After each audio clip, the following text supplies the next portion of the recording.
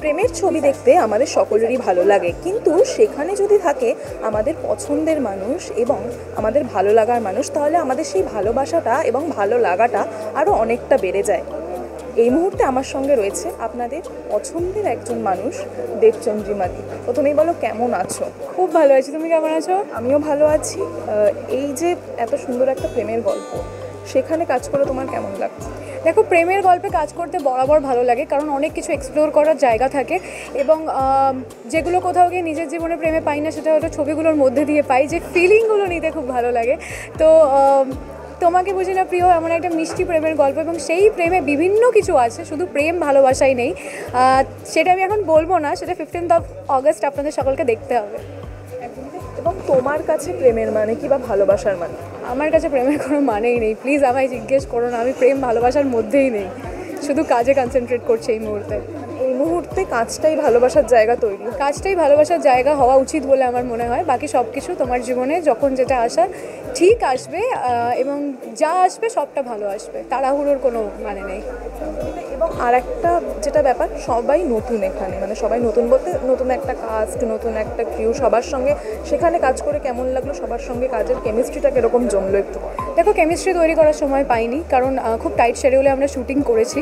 But কাজের জায়গায় আমি প্রচণ্ড প্রফেশনাল, মানে আমার ব্লগে একটা আলাদা দেবচন্দ্রিমা আমি, টেলিভিশনে একটা আলাদা দেবচন্দ্রিমা আমি, কারণ টেলিভিশনে অনেক দিন ধরে আমরা কাজ করি, একটা ফ্যামিলির মতো তৈরি হয়েই যায়, যেটা আমরা যখন সিনেমা করতে যাই বা ওটিটি প্ল্যাটফর্মে কাজ করতে যাই সেটা সম্ভব হয় না, কারণ খুব কম দিনের শিডিউল থাকে এবং আমরা কাজটাতেই কনসেন্ট্রেট করতে বাধ্য হই, কোথাও না চাইলেও। তো এখানেও যে সবার সাথে খুব ভালো বিশাল বন্ধুত্ব হয়ে গেছে, এটা একদমই ক্লেম করতে পারবো না, শুধুই কাজটা করেছি এবং আমি আমার বেস্ট দেওয়ার চেষ্টা করেছি।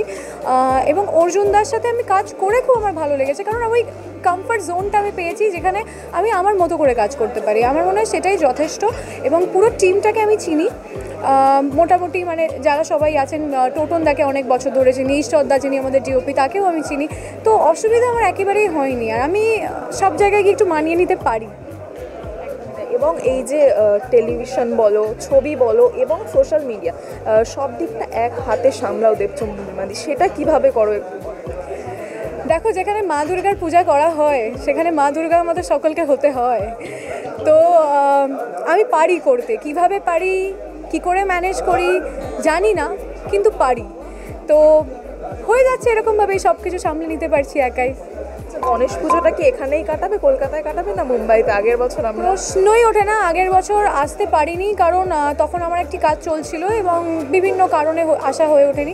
এখনও আমি শিওরলি তো বলতে পারি না যে আমি এখানেই থাকবো, বাট যদি বলো মন থেকে চাইবো আমি এখানে থাকতে, এবং যুদ্ধ মারামারি সব করে আমি চেষ্টা করবো কলকাতায় আসতে। এবং পুজো আসলে তোমার ছোটবেলার কোন কথাটা সবার প্রথমে মনে পড়ে? আমার দিদির কটা এক্সট্রা জামা হয়েছে, আমার হয়নি। আমরা ছোটোবেলায় জামা গুনতাম যে আমার দিদির কতগুলো বেশি জামা হয়ে গেছে, আমাকে কেন দেওয়া হয়নি। তো এখনও আমার তাই মনে হয়, এবং আমার মা এখন মানে ভীষণ এরম হয়ে গেছে, এখন তো নিজে তুমি রোজগার করো, নিজের জিনিসটা নিজে কেন। হ্যাঁ, আমি নিজে রোজগার করি, কিন্তু আমার তোমার থেকে চাই। তো এটা এখনও হয়। পুজোয় নতুন জামা পরবো, নতুন শাড়ি, এখন জামা বলতে তো শাড়ি পরতে খুব ভালো লাগে। এই আর কি প্ল্যানিং চলছে, কি কি লুক ক্রিয়েট করবো, এই সমস্ত কিছু। কাজের টা বাদ দিয়েও পুজোতে আর কি প্ল্যান আছে দেবচন্দ্রিমাদি? পুজোতে ওরকম করে কিছু প্ল্যানিং নেই। আমি একটি নতুন শাড়ির ব্র্যান্ড লঞ্চ করেছি, সেটার জন্য কাজ করব। অ্যান্ড এইটাই, ঘুরবো, খাওয়া দাওয়া করবো। পুজোর 4টে দিন আমি সেরকমভাবে নিজেকে খুব একটা এনগেজ করে রাখতে চাই না। কাজ করতে করতে ঠাকুর দেখবো, সেটা চলবে আমার। কাজটা কিন্তু কনস্ট্যান্ট থাকছে। কাজটা থাকুক, আমি আমার জন্মদিনেও কাজ করতে চাই, আমি 365 দিন কাজ করতে চাই, আমি একদিনও বসতে চাই না।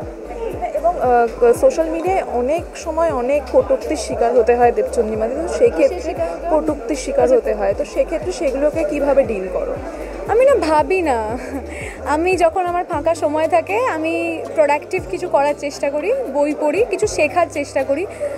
বাজে জিনিসের জন্য সময় খুব একটা নেই। তো যারা বাজে বাজে লেখে তারা একান্তই নিজেদের মধ্যেই নেগেটিভিটি স্প্রেড করে এবং সোশ্যাল মিডিয়া থ্রু করার চেষ্টা করে। তাকেও আমি চিনি না, সেও আমাকে ব্যক্তিগতভাবে চেনে না, তো তার কথা ম্যাটার করার তো এত কারণ নেই, যখন আমার জীবনে এত চারপাশে আমার এত ভালো চাওয়ার মানুষজন আছেন। আমি এগুলো পাত্তা দিই না। এই পজিটিভনেসটা দিয়ে দেবচন্দ্রিমাদি অনেক এগিয়ে যাও। কি বলবে দর্শকদেরকে? তোমার ছবি আছে, দুর্গাপুজো আসছে, দুর্গাপুজোর আগাম শুভেচ্ছা সকলকে। এবং আমার নতুন কাজ তোমাকে বুঝি না প্রিয়। প্লিজ দেখবেন 15th অগস্ট আপনাদের সকলের কাছে চলে আসবে। আই থিঙ্ক আপনাদের সকলের খুব ভালো লাগবে। Thank you so much. এবং এই ধরনের আরও ভিডিও দেখার জন্য চোখ রাখুন মিউজিক বাংলায়। এনজয় সারাদিন।